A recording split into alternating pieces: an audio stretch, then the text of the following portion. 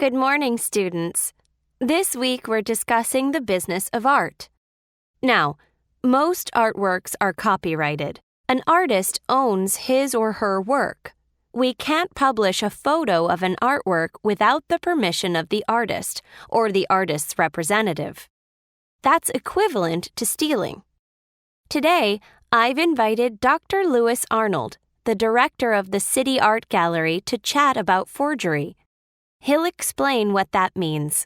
Dr. Arnold, welcome. Thank you. Since many of you will be working artists, this is an important topic to be aware of. In the art world, sometimes we see artworks in the style of a famous artist, but the artist didn't make them. Someone copies the famous artist and sells the work as the real thing. The paintings are fakes. This is called forgery. Now, many forgers, as we call the people who produce these works— Excuse me, Dr. Arnold. What's the difference between a forger and a plagiarist? Well, plagiarists copy a work and call it their own. Forgers copy a work and pretend someone else did it. Can you see the difference? I'm sure all of you have at some time copied the style of an artist you admire, and that's fine. But forgers go one step further. They have realized it is difficult to make a living as an artist, so they start producing artworks in the style of a famous artist and selling the work at very high prices. The artists are typically dead, so they aren't around to say they didn't paint it. Do you mean someone like Van Gogh or Vermeer? Yes, exactly.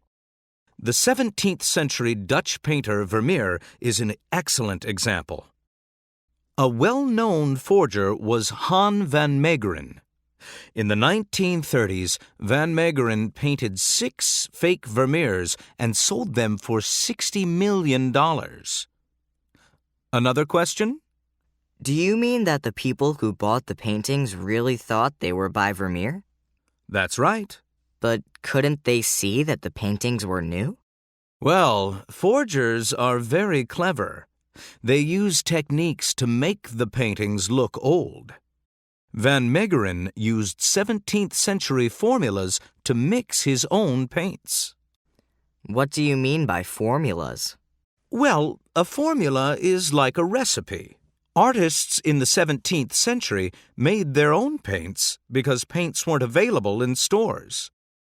After finishing a painting, Van Meegeren baked it in an oven to harden the paint.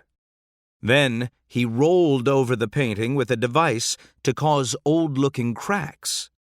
He then filled the cracks with black ink. These techniques made the paintings look hundreds of years old.